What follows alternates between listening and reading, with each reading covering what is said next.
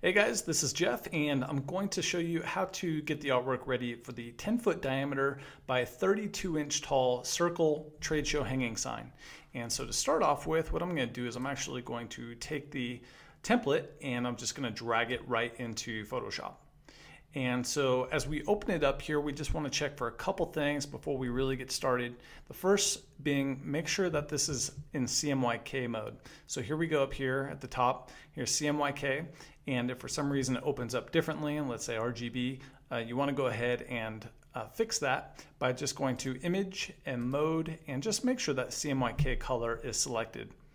The next thing you want to do is you want to make sure that the resolution is set at 125 dpi. And so you can go ahead and check that by going to Image, Image Size, and you can see under Resolution, here's 125 dpi, which is correct. This is a full-size template, and so that is going to be the resolution you want.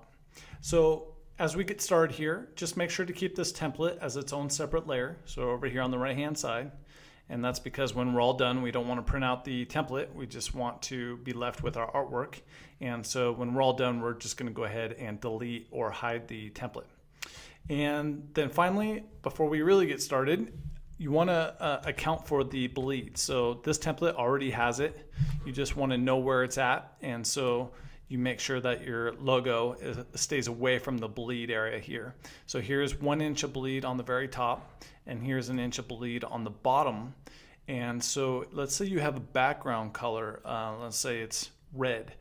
Make sure to extend the background all the way into the bleed.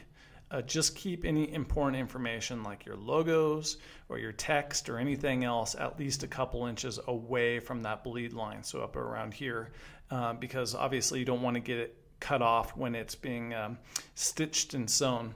So you just want to make sure and keep that in mind.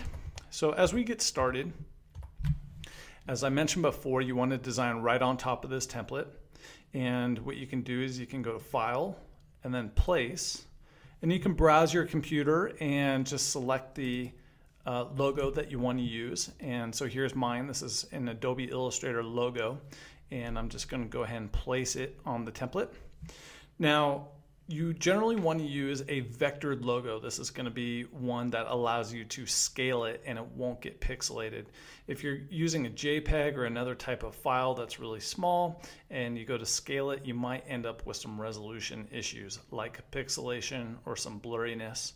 So check with your graphic designer and try to get the right type of file that will allow you to size it up so that you don't have any of those issues. So what I do to go ahead and scale this so that it is enlarged on the template is I just click and hold down Shift on a PC, and then I grab a corner with my mouse, and then I can just go ahead and scale it. So this allows me to go ahead and make it big so that it's visible, and we'll get it right about there. And then what you can do is you can just grab it in an area using the Move tool, and I'm going to start at the left-hand side here and put it right about here. This is just an example, so obviously you're going to want to make sure that it's evenly spaced and make sure that it fits the template well. And so here we go.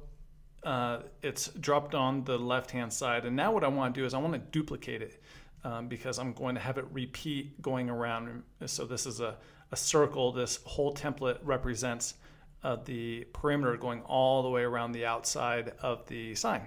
So to do that, I just go over to the logo layer, right click, and just go to duplicate layer, click OK, and now I use the Move tool, and there we go. Here's the second logo. We'll just do it one more time, have it go 3 times around.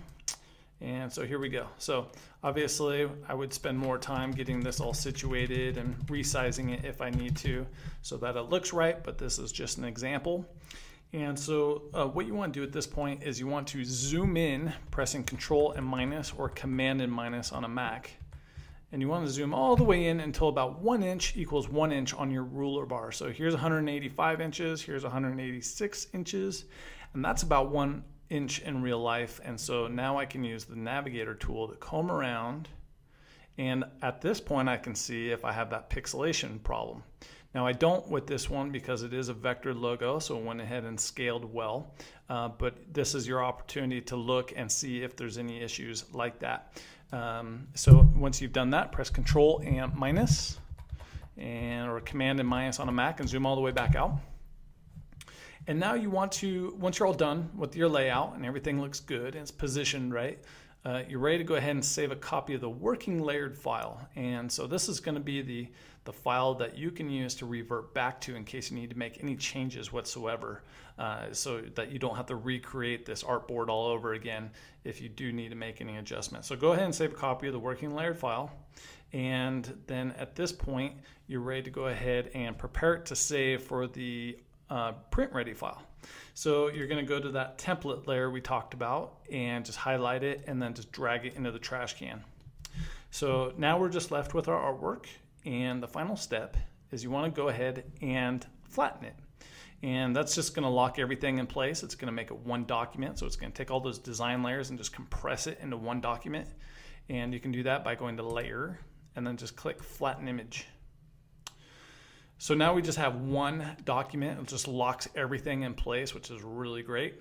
And we're ready to go ahead and save it. And this is going to be our print ready file. And you can do that by going to File and then just click Save As, and then select the folder you want to save it. And usually the file type that you want to use is going to be like a .psb, which is a large Photoshop document file. Is going to be great. That prints out with really good results. Usually PDF, it depends on the computer. Sometimes if it's too big of a file, it won't allow you to save it as a PDF, but if it does, then that's usually fine too. I can tell you, I usually save it as a .psb, and I've had really good results with that. Just make sure you flatten it first before uploading it. So anyways, that is the tutorial. Hopefully this helps and gives you an idea as to how to get the artwork ready. If you have any additional questions, feel free to ask and check the show notes for other information. Thanks a lot.